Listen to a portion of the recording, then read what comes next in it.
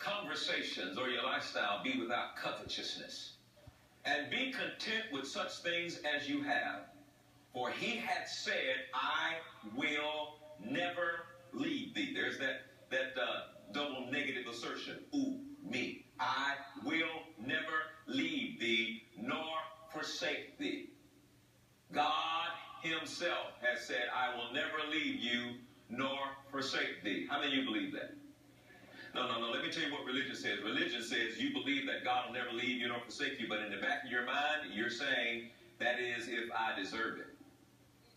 That is if I had missed the mark. That is if I've been living right. See, that's what you say. But that's not what God said. He said, I'll never leave thee nor forsake thee. Look at verse 6. Why should I know that? He says, so that we may boldly say. He says, I want you to know that God says he'll never leave you or forsake you, so you can boldly say. Now, boldness deals with the confidence of being able to do something. The liberty to be able to do something. Your children have the liberty to walk in the middle of a meeting and open the refrigerator and get something where everybody else needs to be announced. Boldness, that's what that is. A liberty and a confidence to do something. So that you may boldly say what? The Lord is my helper. See, it's hard for you to boldly say the Lord is my helper when you don't know if he's with you based on what you've been doing and how you've been living. And so it says that you may say the Lord is my helper. I will not fear what man shall do unto me. Now, the issue that I'm trying to deal with in your thinking this morning is what is it that's happened in your life that has somehow convinced you that these promises are conditional? And so you read it with a conditional mindset. Yeah, the Lord will never leave me nor forsake me if. And I'm trying to get you to remove the if.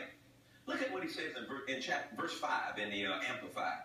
He really spells this out in verse 5. It's one of the, I just love this. He says, let your character or your moral disposition be free from love of money, including greed, avarice, lust, craving for earthly possessions, and be satisfied with your present circumstances and with what you have. For he, God, hold on, Lord just spoke me something. Learn how to be satisfied where you are. Quit trying to get stuff you can't afford to impress somebody that don't care with money you don't have. Learn how to be satisfied with where you are. Because I don't think anything's really going to happen to your life until you learn how to be content. Are you understand what I'm saying?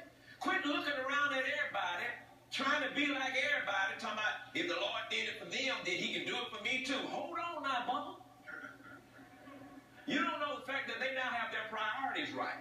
You don't understand that a whole lot of things have come together in their life that has not yet come together in your life. So you don't need to compare yourself with somebody anyway. Quit comparing yourself with somebody. Be all right with you. Learn how to be content with you. Learn how to enjoy and thank God for what you got. Because until you show appreciation for what Jesus has already done. See, you don't have to have a lot of money to be greedy. Broke folks greedy. You don't have to have a dime to be greedy. Are you listening to me? But now look at the commitment. In other words, God is getting ready to show you, if you learn how to be content where you are, I will be the one behind your success. Now look what he says here. Look at the commitment he makes. Never forget this. He said, for he, God himself, has said, I will not in any way fail you, nor give you up. God says, I'm not going to give you up. Good Lord have mercy. I'm not going to give you up. You talk about, Lord, I just ain't worthy, Lord. I'm tired, and I just don't know. I just ain't coming to church no more. He said, I ain't going to give you up. You go to the bar to get drunk, I'm going to. You go to try to commit adultery, I'm going to be right there talking to you. I am not going to let you go. If you think that for everything I did to have this relationship with you, you think that you sinning is going to be enough to push me away from you, I will not let you go. So whatever you want to go, however deep you want to go, I'll go as deep as you need to go. And when you get fed up and when you get tired of your foolishness, you're going to hear a still small voice still saying, I love you and I'm still here. The most important thing born-again believers can do is to renew their mind. Hey. I'm not racist. Artificial I want